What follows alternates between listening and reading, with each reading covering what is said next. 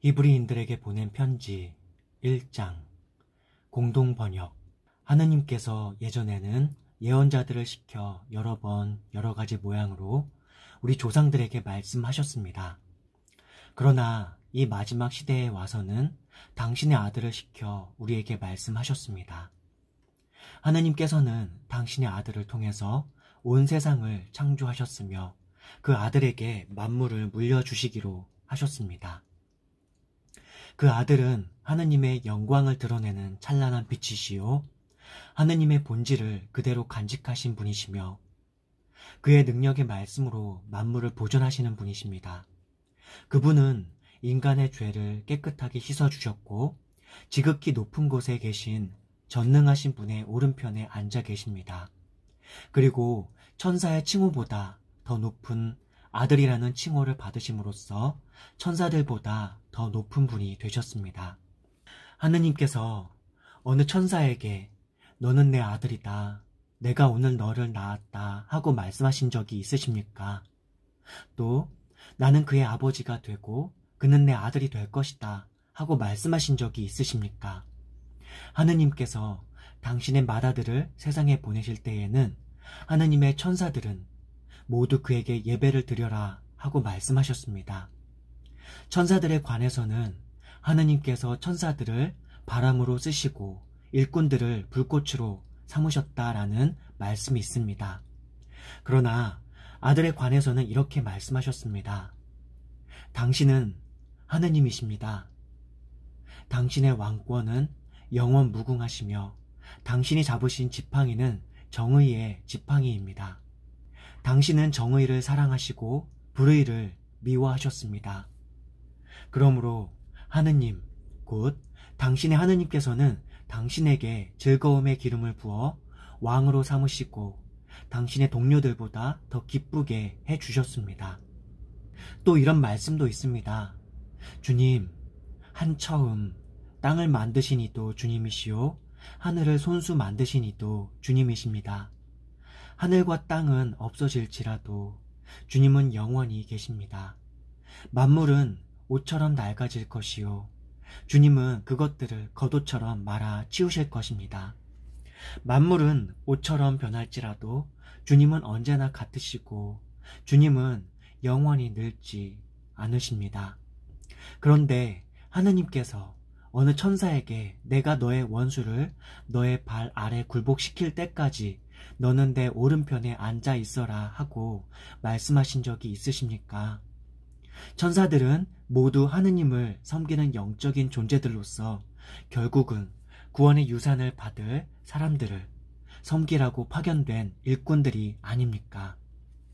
히브리인들에게 보낸 편지 2장 공동 번역.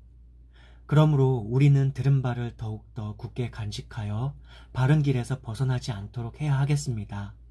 천사들을 시켜서 하신 말씀도 효력이 있어서 그것을 어기거나 따르지 않는 자들은 모두 응분의 징벌을 받았는데 만일 우리가 이토록 값진 구원의 말씀을 소홀히 한다면 어떻게 징벌을 피할 수 있겠습니까? 이 구원의 소식은 주님께서 처음으로 전해주신 것이며 그 말씀을 들은 사람들이 또한 우리에게 확증해 준 것입니다.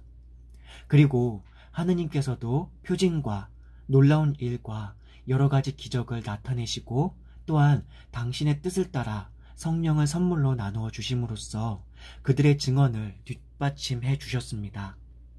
하느님께서는 우리가 지금 말하고 있는 장차 올 세상을 천사들의 지배 아래에 두시지는 않습니다. 성서에 어떤 이가 이렇게 증언한 대목이 있습니다.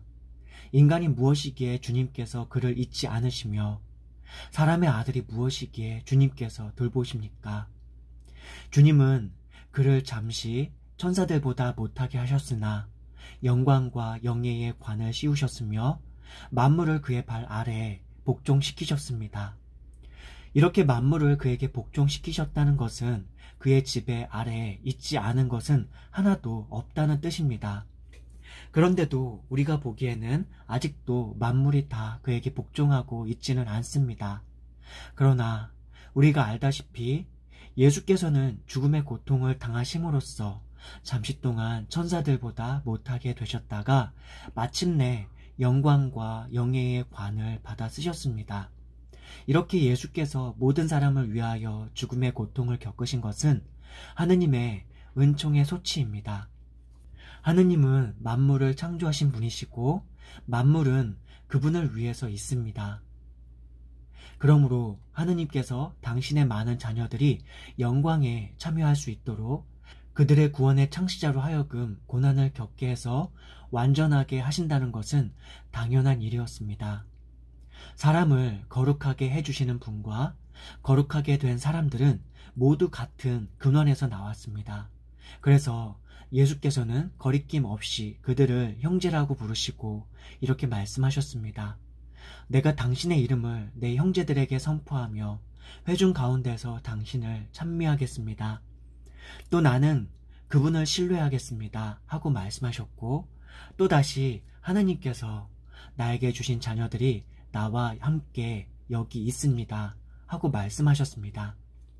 자녀들은 다 같이 피와 살을 가지고 있으므로 예수께서도 그들과 같은 피와 살을 가지고 오셨다가 죽으심으로써 죽음의 세력을 잡은 자, 곧 악마를 멸망시키시고 한평생 죽음의 공포에 쌓여 살던 사람들을 해방시켜 주셨습니다.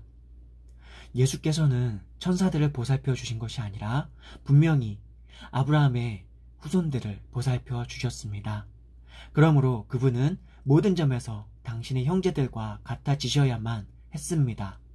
그래서 자비롭고 진실한 대사제로서 하느님을 섬길 수가 있었고, 따라서 백성들의 죄를 없이 할 수 있었습니다. 그분은 친히 유혹을 받으시고 고난을 당하셨기 때문에 유혹을 받는 모든 사람을 도와주실 수 있으십니다.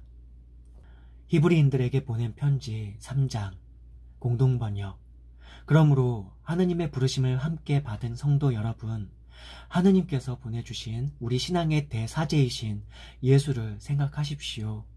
모세가 하느님의 온 집안을 위해서 충실하게 일했듯이 그분도 당신을 세우신 분을 위해서 충실하게 일하셨습니다. 예수께서는 모세보다 더 큰 영광을 받으실 자격을 가지셨습니다. 사실 집보다는 그 집을 지은 사람이 더 큰 영광을 누리게 마련입니다. 어느 집이든지 그 집을 지은 사람이 있습니다. 그런데 만물을 지으신 분은 바로 하느님이십니다. 모세는 한갓 종으로서 하느님의 온 집안 일에 충실했으며 하느님께서 장차 말씀하시려는 것을 증언하였습니다. 그러나 예수께서는 하느님의 아들로서 하느님의 온 집안 일을 다스리는데 충실하셨습니다. 우리가 가진 희망에 대하여 확신을 가지고 또 그것을 자랑스럽게 여기는 한 우리는 하느님의 집안 사람들입니다. 그러므로 성령께서는 이렇게 말씀하십니다. 너희가 오늘 하느님의 음성을 듣거든 광야에서 유혹을 받고 반역하던 때처럼 완악한 마음을 품지 마라. 너희 조상들은 40년 동안이나 하느님께서 하시는 일을 보고도 하느님을 시험삼아 떠보았다. 그러므로 하느님께서 그 세대를 보시고 노하시며 이렇게 말씀하셨다. 그들은 언제나 마음이 빗나가서 나의 길을 알지 못하였다. 내가 노하여 맹세한 대로 그들은 결코 내 안식처에 들어오지 못하리라. 형제 여러분, 여러분 중에는 믿지 않는 악한 마음을 품고 살아계신 하나님께로부터 떨어져 나가는 사람이 없도록 조심하십시오. 성서에 오늘이라고 한 말은 우리에게도 해당하는 말이니 날마다 서로 격려해서 아무도 죄의 속임수에 넘어가 고집 부리는 일이 없도록 하십시오. 우리가 처음의 확신을 끝까지 지켜나가면 그리스도와 함께 상속자가 될 수 있습니다. 성서에도 이런 말씀이 있습니다. 너희가 오늘 하느님의 음성을 듣거든 반역하던 때처럼 완악한 마음을 품지 마라. 그분의 음성을 듣고도 반역한 자들은 누구였습니까? 모두 모세의 인도를 받아 이집트를 빠져나온 사람들이 아니었습니까? 40년 동안이나 하느님을 노엽게 한 사람은 누구였습니까? 죄를 지은 자들이 아니었습니까? 그들은 죽어서 시체가 광야에 널려 있었습니다.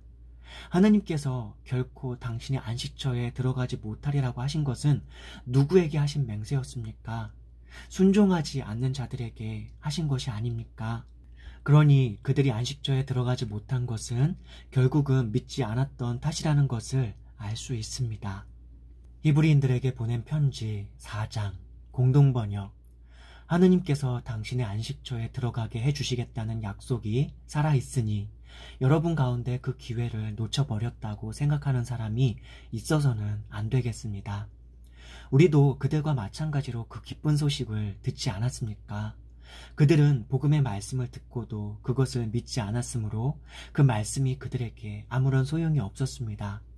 이것은 하느님께서 내가 노하여 맹세한 대로 그들은 결코 나의 안식처에 들어오지 못하리라고 말씀하신 대로입니다. 그러나 우리는 믿었기 때문에 그 안식처에 들어가게 될 것입니다.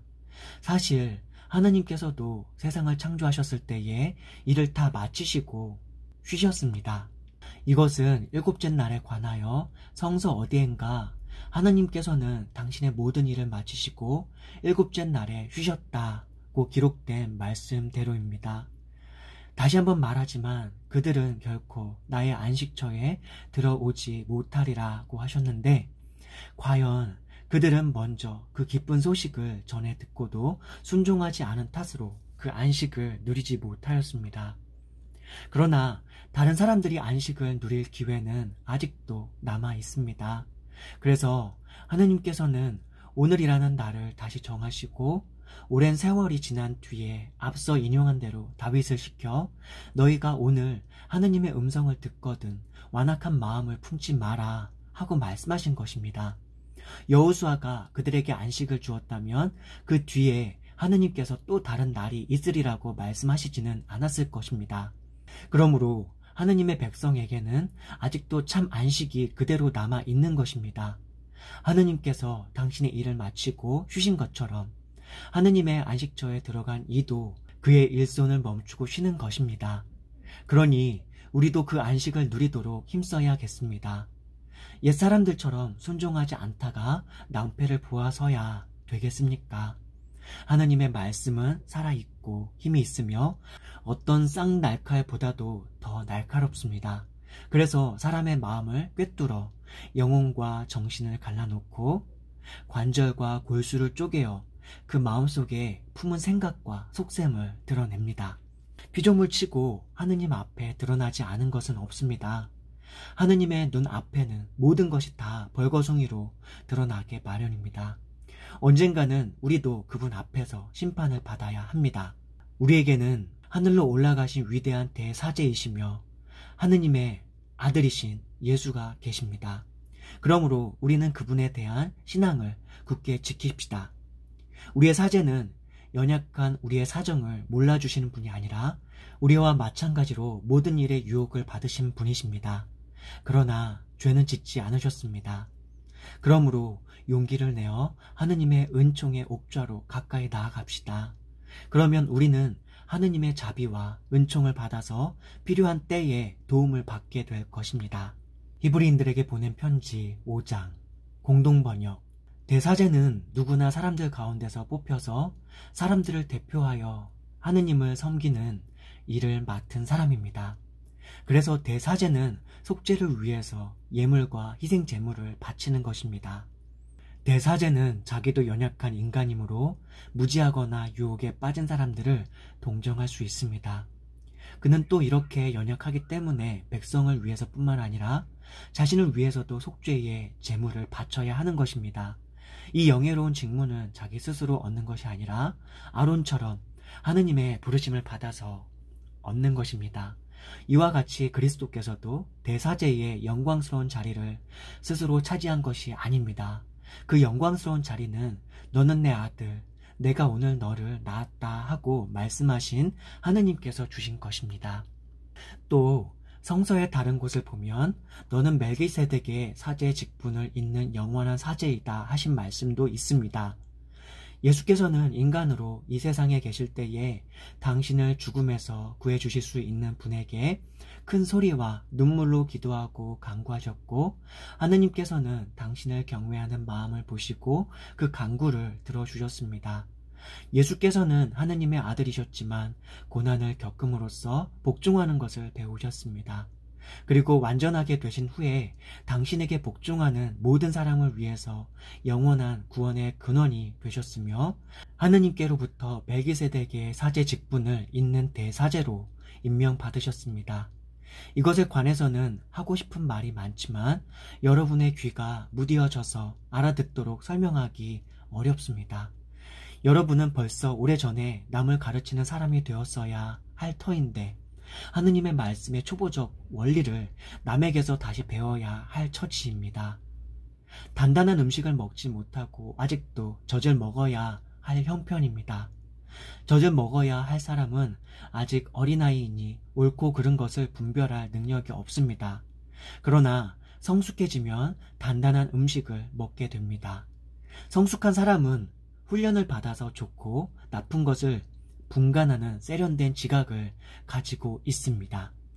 히브리인들에게 보낸 편지 6장 공동번역. 그러므로 우리는 그리스도교의 초보적 교리를 넘어서서 성숙한 경지로 나아갑시다.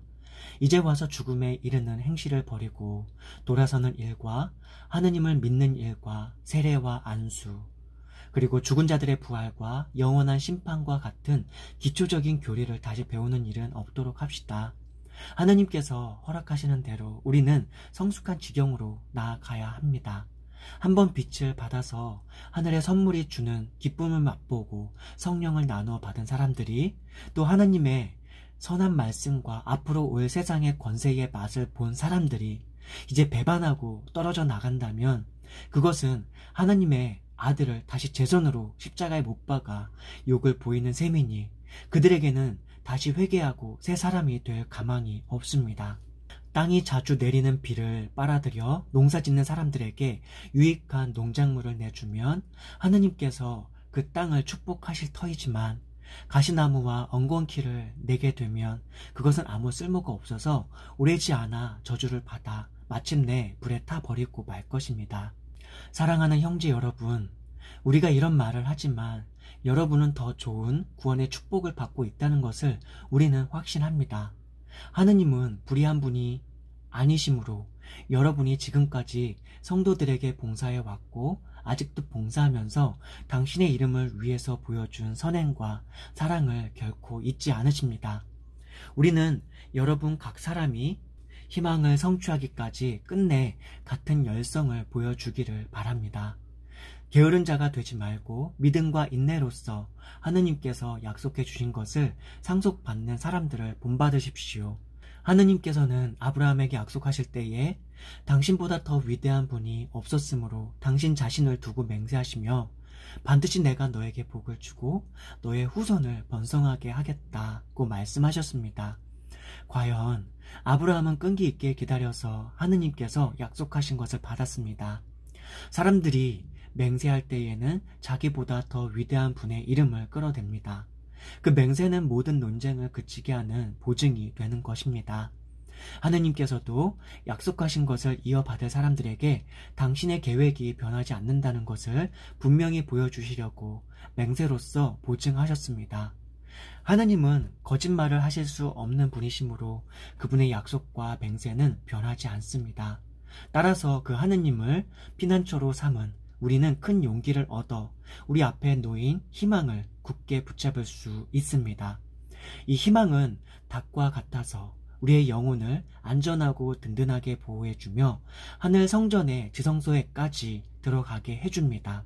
예수께서는 멜기세덱의 사제 직분을 따라 영원한 대사제가 되셔서 우리보다 앞서 그곳에 들어가셨습니다. 히브리인들에게 보낸 편지 7장 공동번역. 이 멜기세덱은 살렘 왕이며 지극히 높으신 하느님의 사제였습니다. 그는 여러 왕들을 무찌르고 돌아오는 아브라함을 맞아 축복해 주었고 아브라함은 그에게 모든 전리품의 10분의 1을 나누어 주었습니다. 첫째로 멜기세덱이라는 이름은 정의의 왕이라는 뜻이고 그 다음 살렘 왕이라는 칭호는 평화의 왕이라는 뜻입니다. 그는 아버지도 없고 어머니도 없고 족보도 없으며 생애의 시작도 끝도 없이 하느님의 아들을 닮아서 영원히 사제직을 맡아 보는 분입니다. 그가 얼마나 위대한 분인지를 생각해 보십시오. 대선조인 아브라함까지도 전리품의 10분의 1을 그에게 바쳤습니다. 레위 자손들도 같은 아브라함의 후손들이지만 사제직을 맡았기 때문에 동족인 이스라엘 백성들에게서 수입의 10분의 1을 거둘 수 있는 권한을 율법으로 보장받았습니다. 그러나 멜기세덱은 레위 가문에 속하지 않았는데도 아브라함에게서 수입의 10분의 1을 받았고 하느님의 약속을 받은 아브라함을 축복해 주었습니다. 다시 말할 것 없이 축복이란 것은 윗사람이 아랫사람에게 해주는 것입니다. 사제들도 10분의 1을 받고 멜기세덱도 10분의 1을 받았지만 사제들은 언젠가는 죽을 사람들이고 멜기세덱은 성서가 증언하는 바와 같이 영원히 살아 있습니다. 말하자면 10분의 1을 받은 레위까지도 아브라함의 손을 거쳐서 멜기세덱에게 10분의 1을 바친 셈입니다. 멜기세덱이 아브라함을 맞았을 때에 레위가 조상 아브라함의 몸속에 있었기 때문입니다. 이스라엘 백성은 레위의 사제 제도를 바탕으로 하고 율법을 받았는데 만일 그 사제 제도로 완전해질 수 있었다면 아론의 계통이 아니라 멜기세덱의 계통인 또 다른 사제를 세울 필요가 어디 있었겠습니까? 사제 제도가 변하면 율법도 변하게 마련입니다. 우리가 이야기하는 그분은 레위 지파 아닌 다른 지파에 속한 분이고 그 지파 사람으로서 일찍이 제단 일을 시중든 사람은 하나도 없었습니다.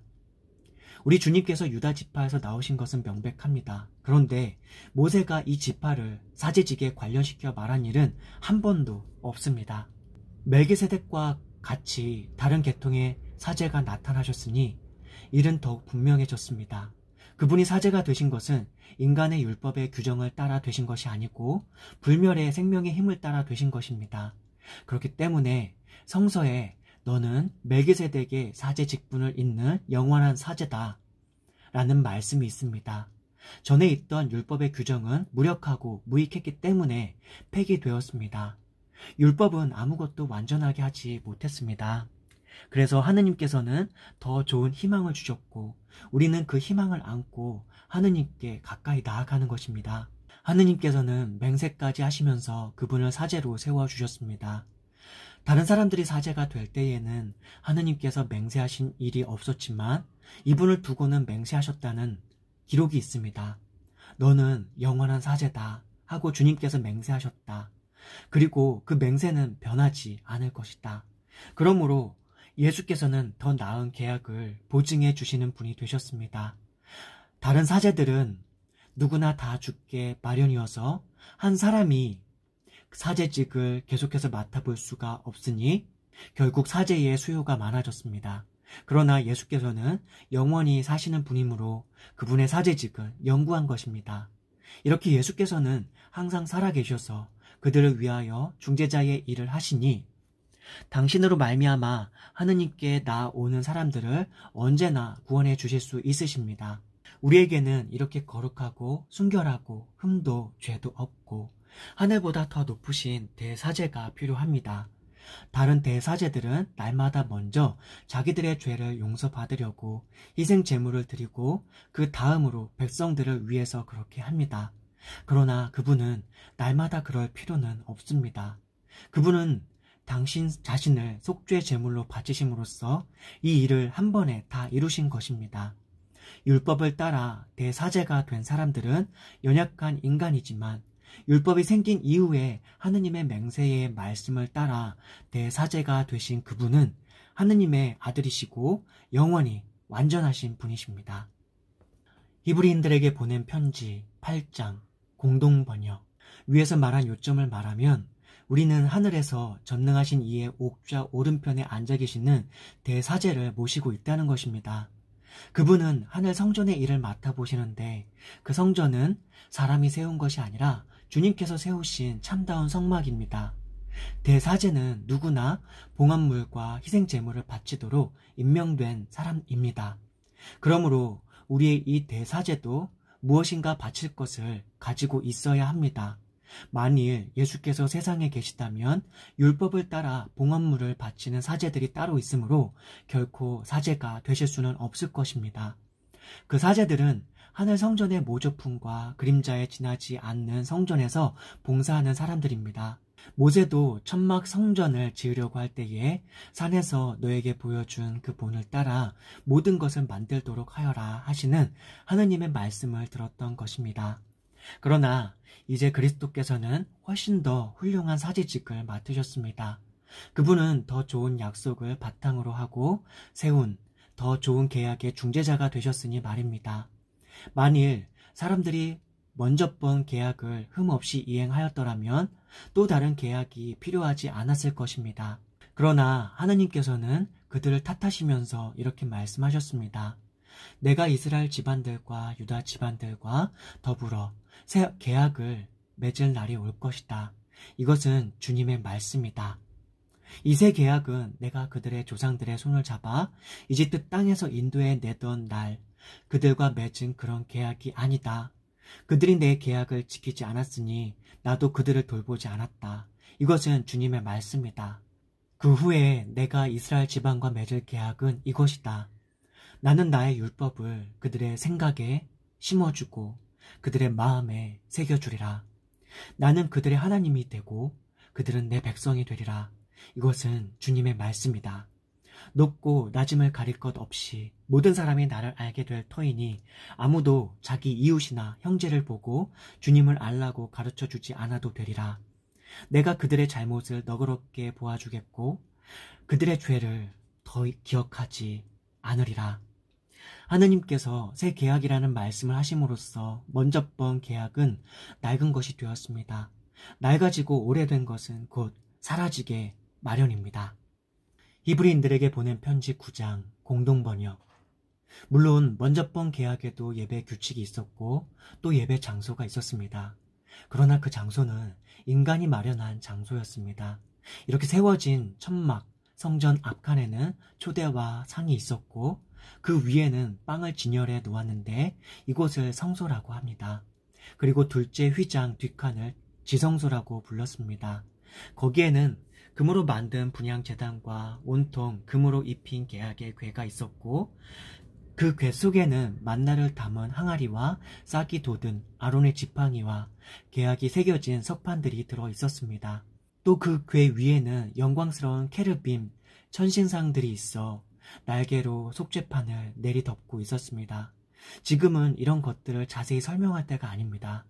천막 성전에는 이러한 것이 모두 갖추어져 있는데 사제들은 언제나 그 앞칸에 들어가서 예배를 집행합니다. 그러나 그 뒷칸에는 대사제만이 1년에 단 한 번 들어가는데 그때에는 반드시 피를 가지고 들어가게 되어 있습니다. 이 피는 대사제가 자신을 위해서 또 백성들이 모르고 지은 죄를 용서받기 위해서 바치는 것입니다.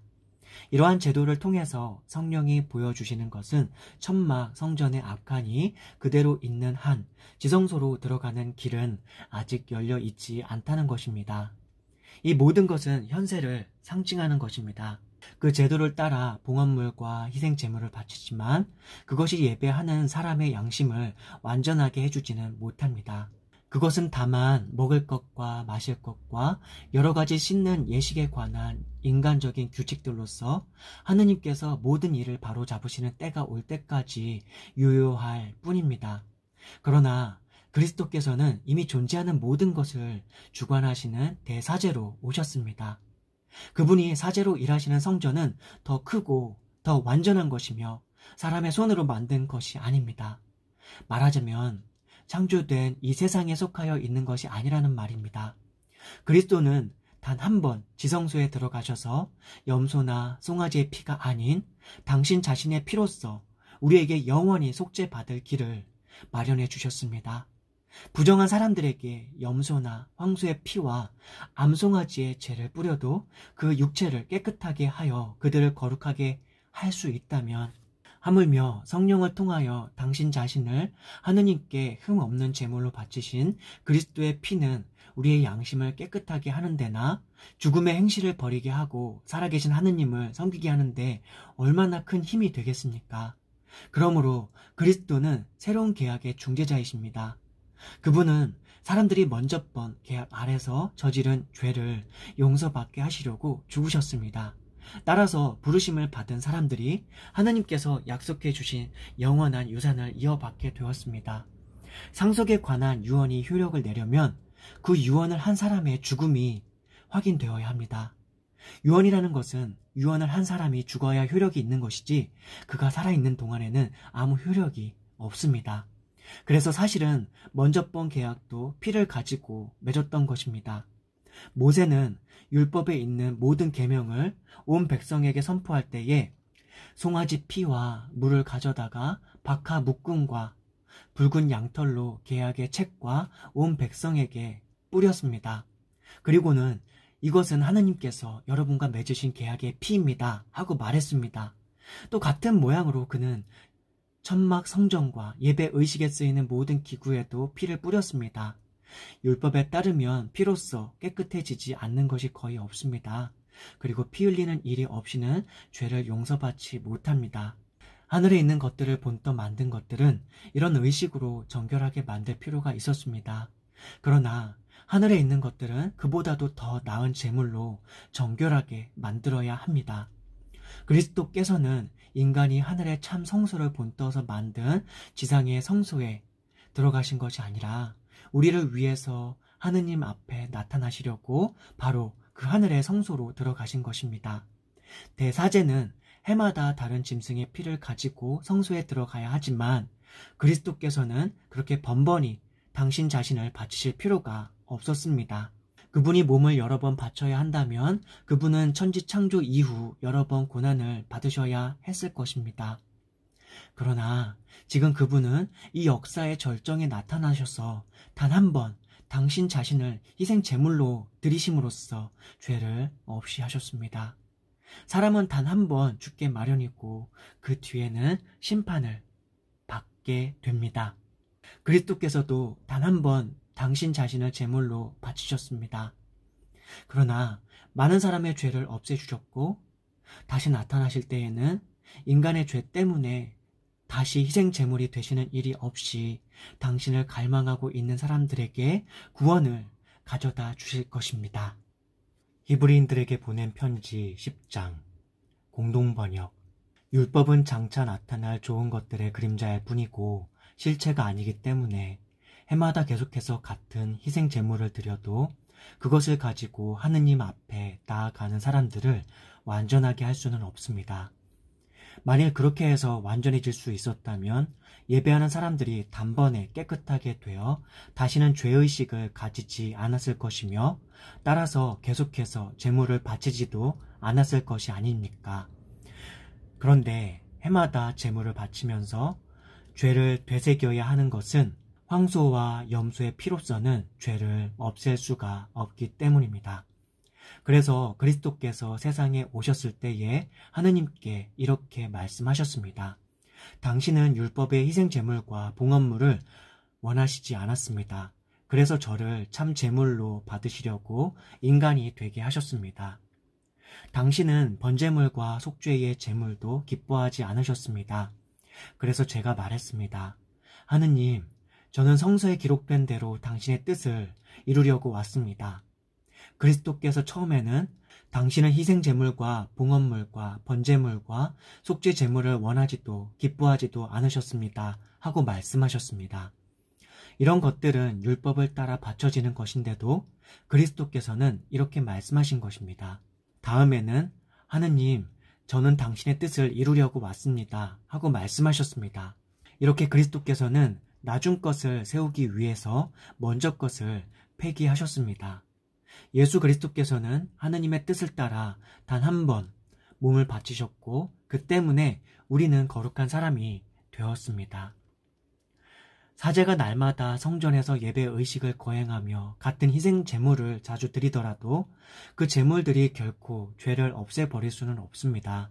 그러나 그리스도께서는 당신 자신을 오직 한 번 희생 제물로 바치심으로써 죄를 없애주셨습니다. 이것은 영원한 효력을 나타내는 것입니다. 그리고 그리스도께서는 하느님의 오른편에 앉으셔서 당신의 원수들이 당신의 발 아래에 굴복할 때까지 기다리고 계십니다. 그분은 단 한 번 당신 자신을 바치심으로써 거룩하게 만드신 사람들을 영원히 완전하게 해주셨습니다. 그리고 성령께서도 이렇게 말씀하시며 증언해 주셨습니다. 그날 이후 내가 그들과 맺을 계약은 이것이다. 나는 나의 율법을 그들의 마음에 심어주고 그들의 생각에 새겨줄 것이다. 이것은 주님의 말씀이다. 그리고 나서 나는 이제 결코 그들의 죄와 잘못을 마음에 두지 않으리라 하고 덧붙여 말씀하셨습니다. 죄를 용서받았으므로 이제는 죄 때문에 봉헌물을 바칠 필요는 없게 되었습니다. 그러므로 형제 여러분, 예수께서 피를 흘리심으로써 우리는 마음을 놓고 지성소에 들어가게 되었습니다. 예수께서는 휘장을 뚫고 새로운 살 길을 우리에게 열어주셨습니다. 그 휘장은 곧 그분의 육체입니다. 그리고 우리에게는 하느님의 집을 다스리는 최고의 사제가 계십니다. 우리의 마음에는 그리스도의 피가 뿌려져서 나쁜 마음씨가 없어지고 우리의 몸은 맑은 물로 씻겨 깨끗해졌으니 이제는 확고한 믿음과 진실한 마음가짐으로 하느님께로 가까이 나아갑시다. 또 우리에게 약속을 주신 분은 진실한 분이시니 우리가 고백하는 그 희망을 굳게 간직하고 서로 격려해서 사랑과 좋은 일을 하도록 마음을 씁시다. 그리고 어떤 사람들처럼 같이 모이는 일을 폐지하지 말고 서로 격려해서 자주 모입시다. 더구나 그 날이 가까이 오는 것을 아는 이상 더욱 열심히 모이도록 합시다. 우리가 가르침을 받아서 진리를 깨닫고도 짐짓 죄를 짓는다면 다시는 우리 죄를 용서받기 위해서 드릴 수 있는 재물이 없고 다만 심판과 반역자들을 삼켜버릴 맹렬한 불을 두려운 마음으로 기다리는 길 밖에는 없습니다. 모세의 율법을 무시한 자도 두세 증인만 있으면 용서 없이 사형을 받습니다.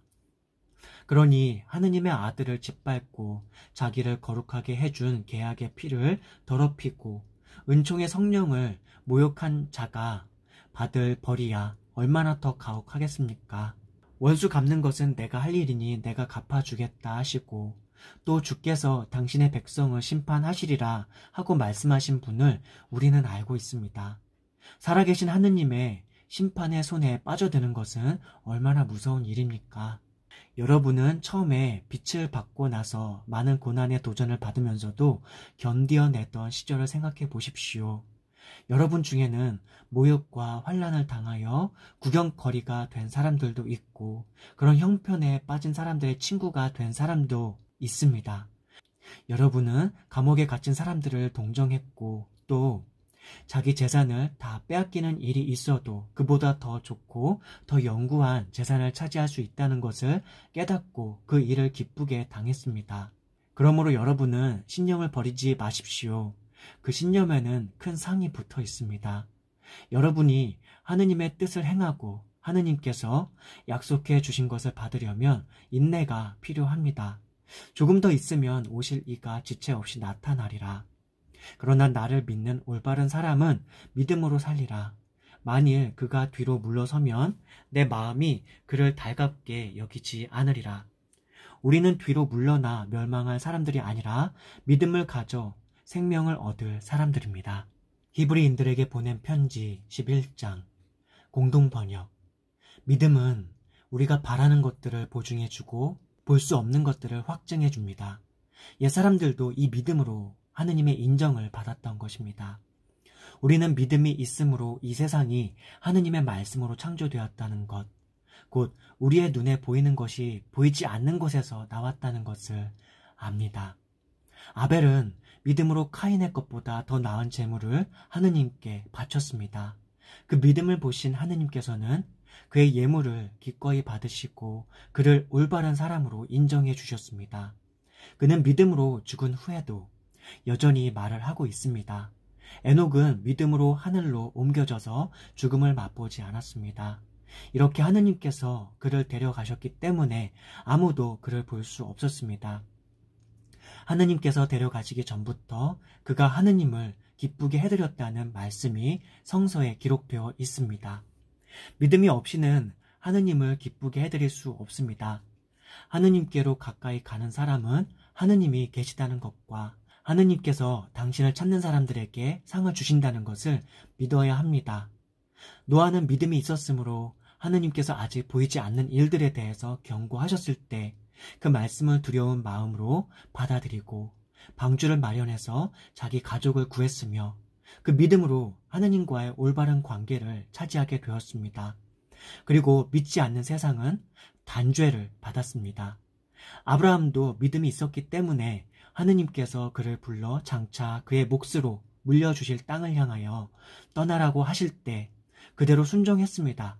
사실 그는 자기가 가는 곳이 어떤 곳인지도 모르고 떠났던 것입니다. 그는 믿음이 있었기 때문에 약속의 땅에서도 같은 약속을 물려받은 이삭과 야곱과 함께 천막을 치고 나그네나 다름없는 생활을 하며 머물러 살았습니다.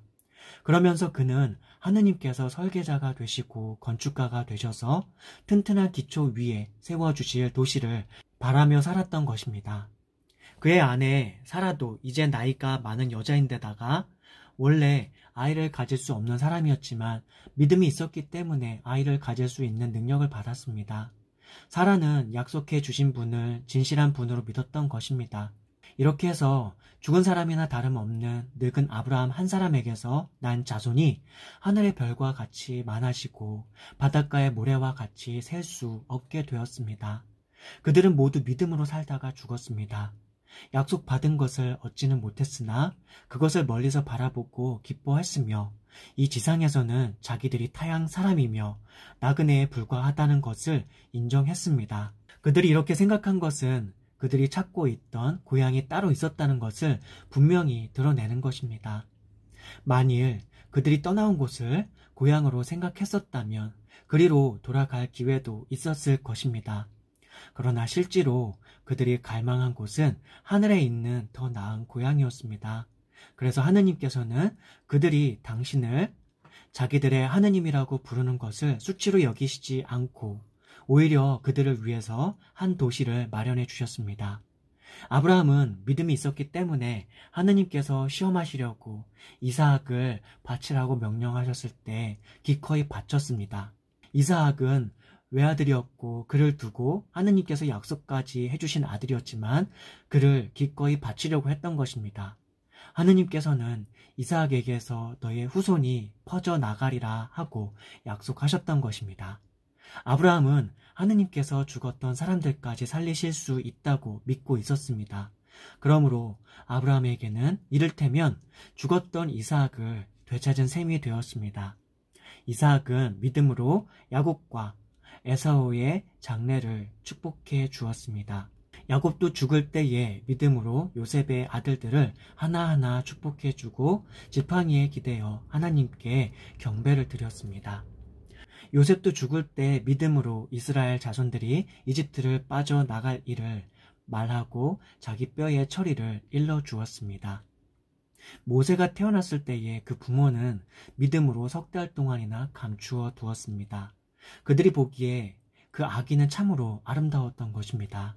그리고 그들은 왕의 명령조차 무서워하지 않았습니다. 모세는 어른이 되었을 때 믿음으로 파라오의 딸의 아들이라 불리는 것을 거부하고 죄의 일시적인 쾌락을 즐기기보다는 오히려 하느님의 백성과 함께 학대받는 길을 택했습니다. 모세는 메시아를 위해서 당하는 치욕을 이집트의 재물보다 더 값진 것으로 여겼습니다.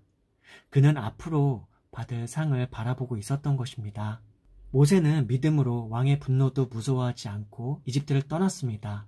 그는 보이지 않는 하느님을 본 듯 확신을 가지고 행동했던 것입니다.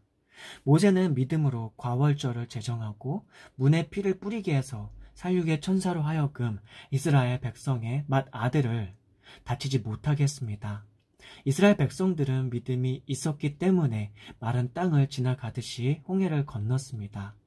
이집트 사람들도 그렇게 건너려고 했으나 빠져 죽고 말았습니다.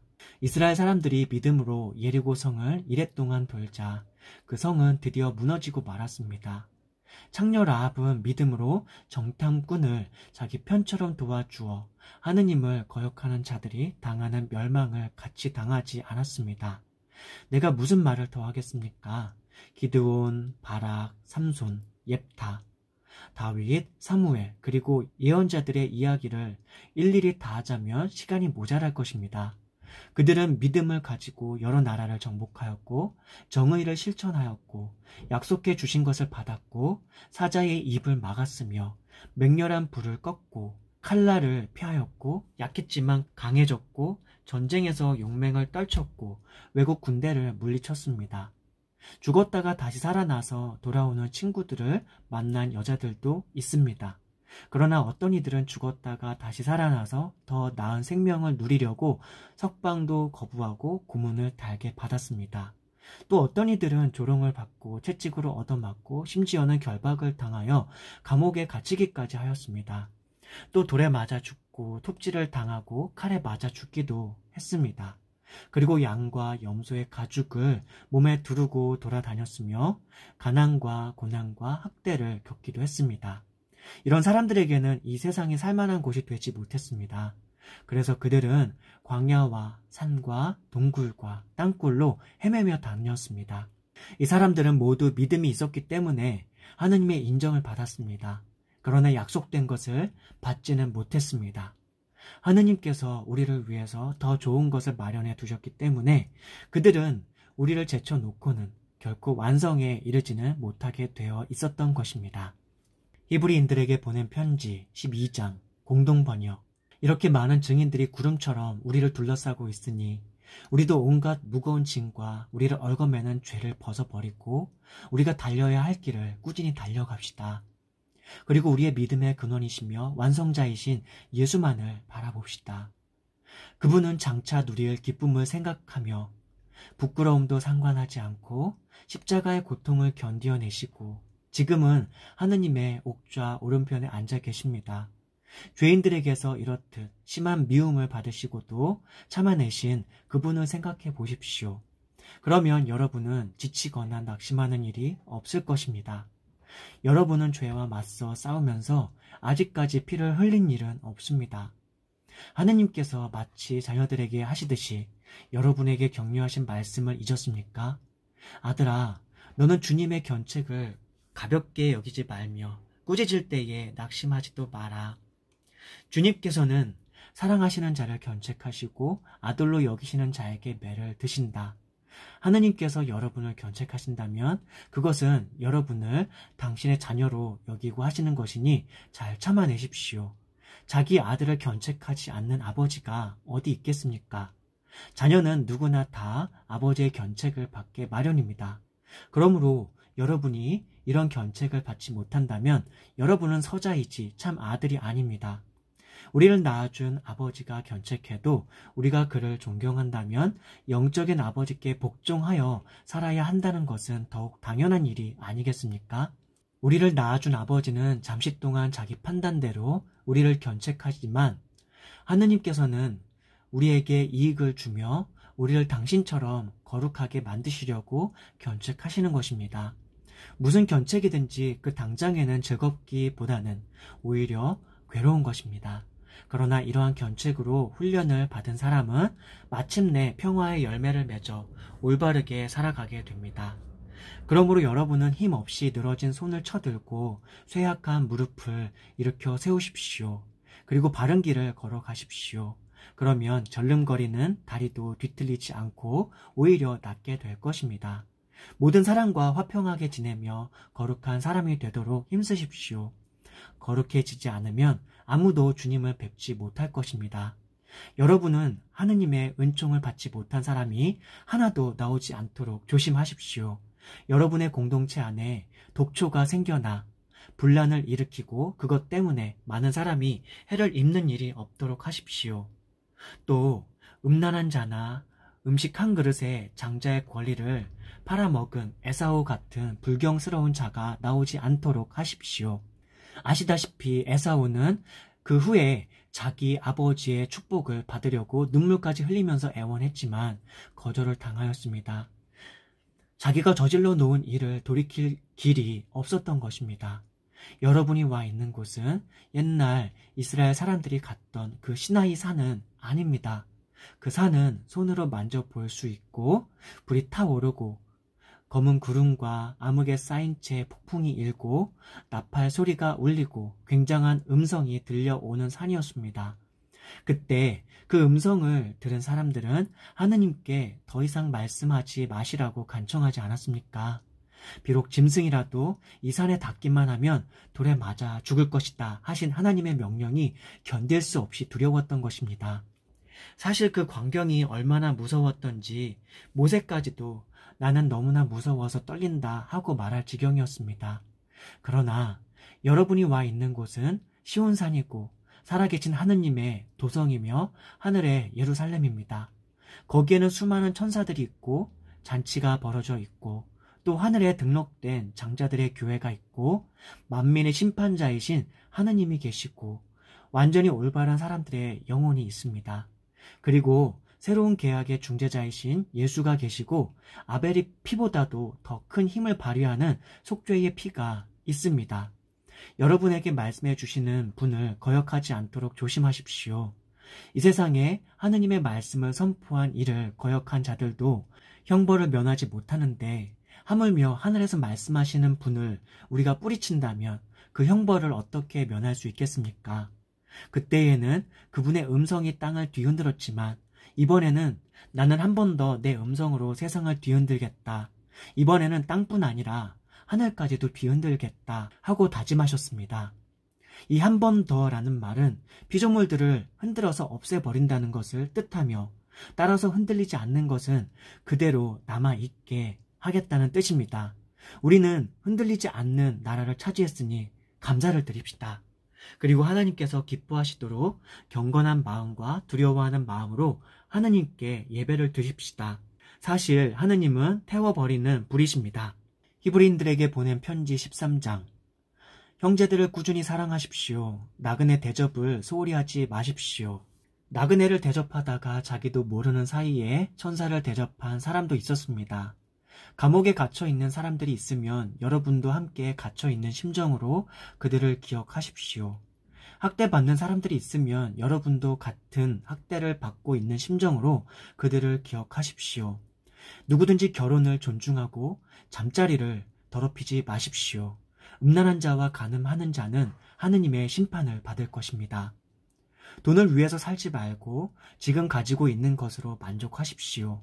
주님께서는 나는 결코 너를 떠나지도 않겠고 버리지도 않겠다 하고 말씀하셨습니다. 그래서 우리는 확신을 가지고 이렇게 말합니다. 주께서 내 편을 들어 도와주시니 내가 무엇을 두려워하랴. 누가 감히 나에게 손을 대랴. 하느님의 말씀을 여러분에게 일러준 지도자들을 기억하십시오. 그들이 어떻게 살다가 죽었는지를 살펴보고 그들의 믿음을 본받으십시오. 예수 그리스도는 어제나 오늘이나 또 영원히 변하지 않으시는 분입니다. 음식에 관한 여러 가지 이상한 교훈에 속지 마십시오. 음식에 관한 규정을 지키는 것보다 은총으로 마음을 든든하게 하는 것이 더 좋습니다. 음식에 관한 규정을 지키는 사람들이 그것 때문에 이득을 본 일은 없습니다. 유다교의 천막 성소에서 제사를 드리는 사제들은 우리 제단의 제물을 먹을 권리가 없습니다.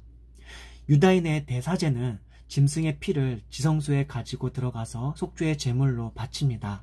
그러나 짐승의 몸은 영문 밖에서 불살라 버립니다. 이와 같이 예수께서도 당신의 피로 백성을 거룩하게 만드시려고 성문 밖에서 고난을 당하셨습니다. 그러므로 우리도 영문 밖에 계신 그분께 나아가서 그분이 겪으신 치욕을 함께 겪읍시다. 이 땅 위에는 우리가 차지할 영원한 도성이 없습니다. 우리는 다만 앞으로 올 도성을 바라고 있을 뿐입니다. 그러므로 우리는 예수의 이름으로 언제나 하느님께 찬미의 제사를 드립시다. 하느님의 이름을 우리의 입으로 찬양합시다. 좋은 일을 하고 서로 사귀고 돕는 일을 게을리 하지 마십시오. 하느님께서는 이런 것을 제물로서 기쁘게 받아주십니다. 여러분의 지도자들을 따르고 그들에게 복종하십시오. 그들은 쉬지 않고 여러분의 영혼을 돌보아 주고 있습니다. 그리고 그들은 장차 하느님께 자기가 한 일을 낱낱이 아뢰어야 할 사람들입니다. 그러므로 그들이 괴로움 없이 기쁜 마음으로 이 일을 할 수 있게 해주십시오. 그렇지 않으면 그들의 일이 여러분에게 아무런 도움도 되지 못할 것입니다. 우리를 위해서 기도해 주십시오. 우리는 무슨 일에나 정직하게 살려고 하므로 양심에 거리끼는 일은 하나도 없다고 확신하는 바입니다. 내가 여러분에게 속히 돌아갈 수 있도록 더욱 간곡히 기도해 주십시오. 영원한 계약의 피를 흘려 양들의 위대한 목자가 되신 우리 주 예수를 죽은 자들 가운데서 다시 살리신 분은 평화의 하나님이십니다. 하나님께서 여러분에게 온갖 좋은 것을 마련해 주셔서 당신의 뜻을 이루게 해주시고 우리가 예수 그리스도께 힘입어 당신께서 기뻐하실 일을 할 수 있게 해주시기를 빕니다. 예수 그리스도께서 영광을 영원 무궁토록 받으시기를 빕니다. 아멘. 형제 여러분, 이 편지는 비록 간단한 것이지만 내가 권고한 말만은 부디 명심해 주십시오. 우리 형제 디모테오가 풀려 나온 것을 알려드립니다. 그가 때 맞추어 오면 내가 여러분을 만나러 갈 때에 데리고 가겠습니다. 여러분의 모든 지도자들과 성도들에게 문안하십시오. 이탈리아에서 온 사람들이 여러분에게 문안합니다. 하나님께서 여러분 모두에게 은총을 내려주시기를 빕니다.